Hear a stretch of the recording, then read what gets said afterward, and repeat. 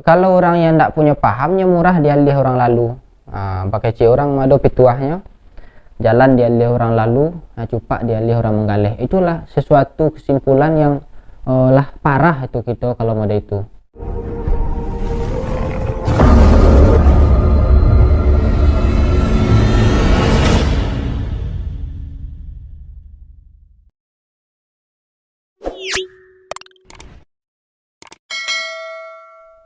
Assalamualaikum warahmatullahi wabarakatuh. Awalnya kalam kita baca puji syukur hadirat Allah Subhanahu wa taala, selawat bagi Nabi Muhammad sallallahu alaihi wasallam. Umpamu lampu nan tagantung torang narobih menorangi kepada kita nan basamu. Lainan daripada itu di badan diri ambo sekorek bala kamari diansuan bangkalai diusai sawah taruko dibaca si tambolamu. Ampun lambo dan niniak mamak nang godang basa batuah sandi andiko dalam kampung tangkai jokatian dalam nagori.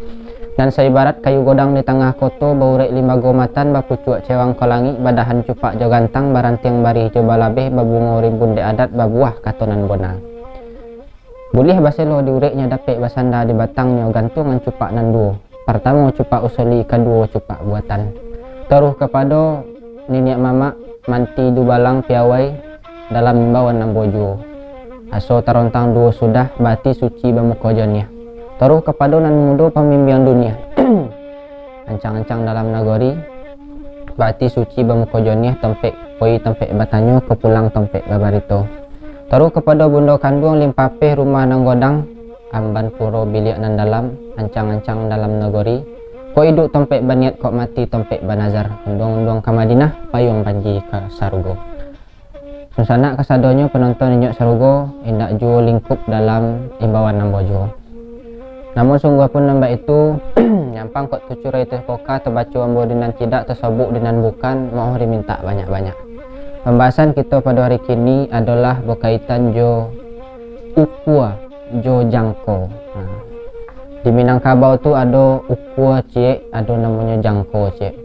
Kalau ukua tu ukurannya pasti. Misal ukua tu awak mau ukua jorol penggaris atau jo kecil orang mistar atau kecil orang meteran tukang, itu ukurannya pasti. Berapa ukuran konsen? Cek setengah. Berapa ukuran pintu? 2 meter tinggi. Itu kan ukurannya pasti, ada angko-angkonya. Itu ukuran namanya pasti. Kemudian ada jangko. Jangko kok kurang pasti. Soalnya bisa dialih-alih. Ada wak belajar misalnya di SMP atau di SD. Boleh jangko kecil ibu, suruh anak muridnya boleh jangko. Jangko tu kan mulai tu ada penanya cek, ada yang runcing cek, ada cucuan, sudah itu buat lingkaran. Jadi ukurannya itu bisa diubah-ubah. Nah seketek, ketekan. Nah di pegodang bona bisa aja. Itulah jangko, bisa diubah-ubah sesuai keadaannya, sesuai keinginan orang yang membuat. Itulah uku aja jangko di Minangkabau. Ada 8 sadonya uku jangko tu. Yang pertama adalah nak lurih rontangkan tali. Itu kan paham, kita sama-sama paham. Bagi cek orang kalau awak misalnya dalam betukang kalau ingin wak luruh beko pondasi yang abek itu di rontang tali dulu. Pasti kalau kini kau wak menengok setiap tukang pasti ada itu. Pasti pakai talinya biasa. Kalau ambo tengok di kampung-kampung ada itu nak luruhnya rentangkan tali. Itu ukurannya pasti. Supaya dapat permukaan yang data, sudah pondasi ke data. Itu misal nak luruh rentangkan tali. Sudah itu apa maksudnya di situ? Mahukum tuh awak harus bona. Memaik itu tentang barih. Di situlah mau mengorek itu tentang yang awak ukur. Berarti bakato bona harus jadi orang yang lurus awak. Udah itulah kira-kira kalau di Minangkabau ukurannya. Sudah itu jujur. Itulah ukur jangko yang pertama. Nak lurus rontangkan tali. Bakato bona jujur adil. Kemudian yang kedua adalah nak tinggi naikkan budi. Itu kesimpulannya. Kalau ingin namanya itu kalau istilahnya derajat.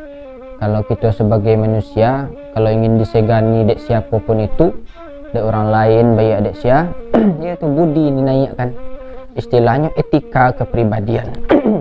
Berarti akhlak awak. Nah, kan budi itu sesuatu nan elok baso budi bayi elok budi bayi baso katuju kucing dan murah bakece orang anjalai pamaga koto tumbuh sarumpun jeling gundi kok pandai bakato-kato ibarat santan jutangguli.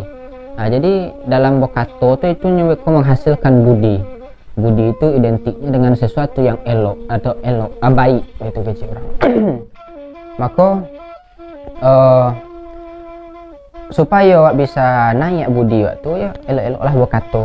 Sudah itu pandang jo sasarannya, tembak jo alamatnya dia elok-elokan.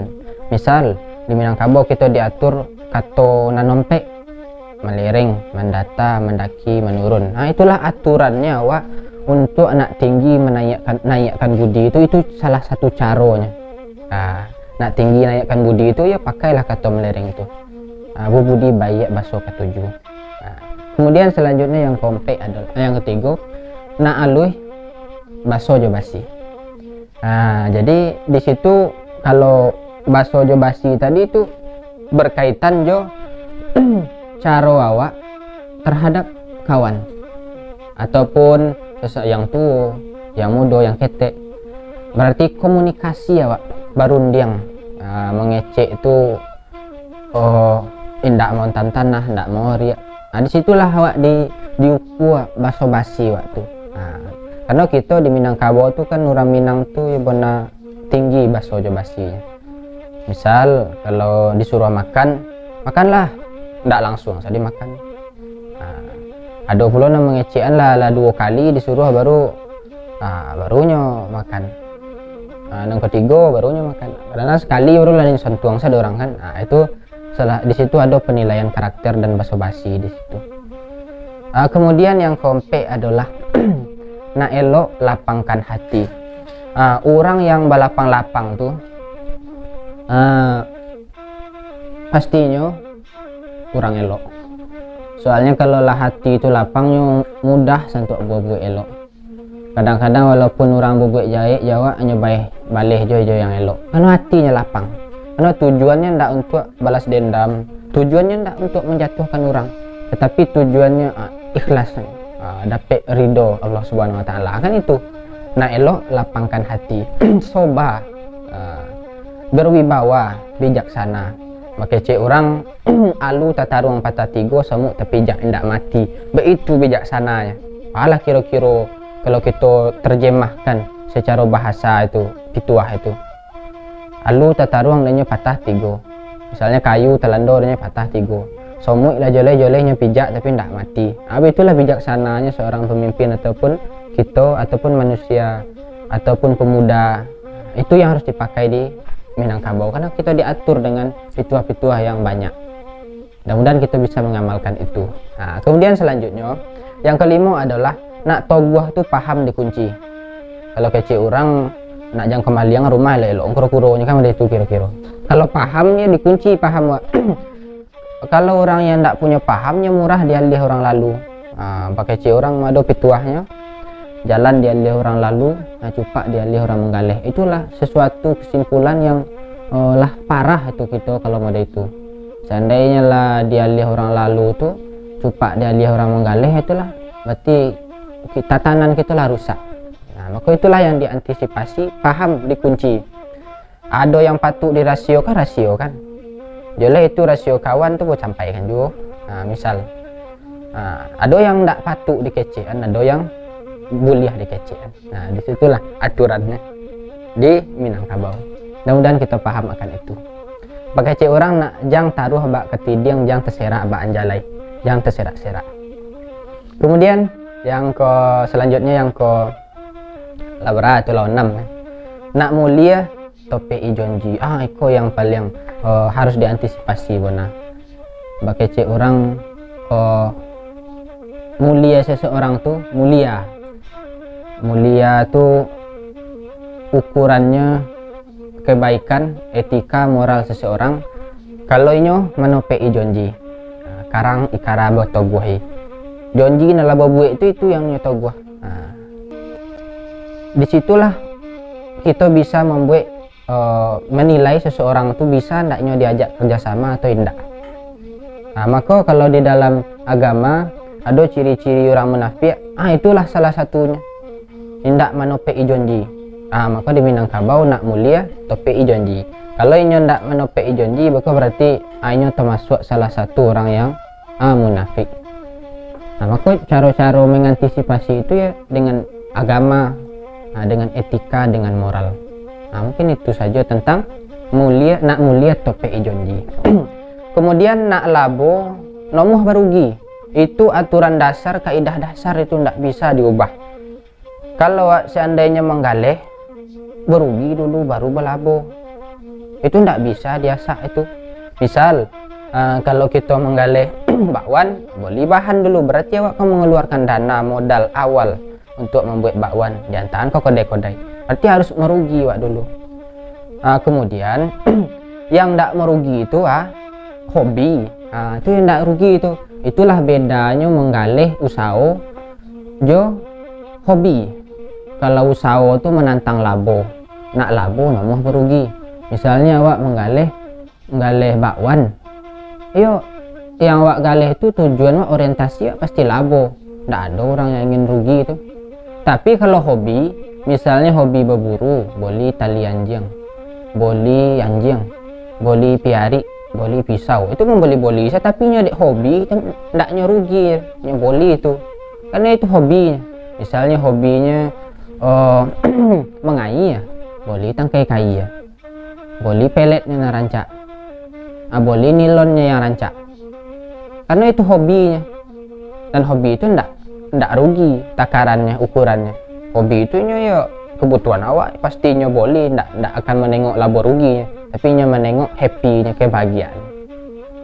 Itulah bedanya menggalih berusaha aja hobi.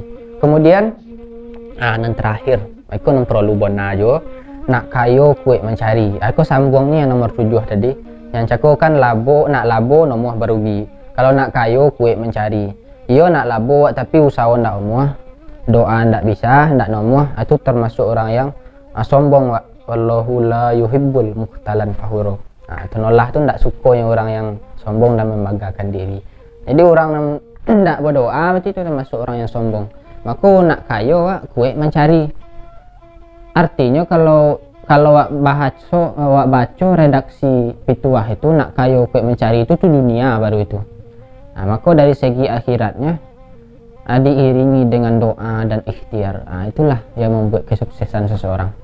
Mungkin itu saja aku aja jangkau di Minangkabau. Ada 8 aturan ataupun rambu-rambu untuk kita dalam berkehidupan. Dan iko ndak saja di Minangkabau, di luar-luar pun ada teori iko mungkin dalam bahasa yang lain.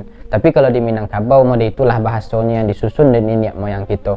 Mudah-mudahan ada manfaatnya, terutama untuk menyampaikan kok berkata ambo dinan tidak malu tertumpah baki ambo orang tacoring padokon yang buruk babarito di nagori.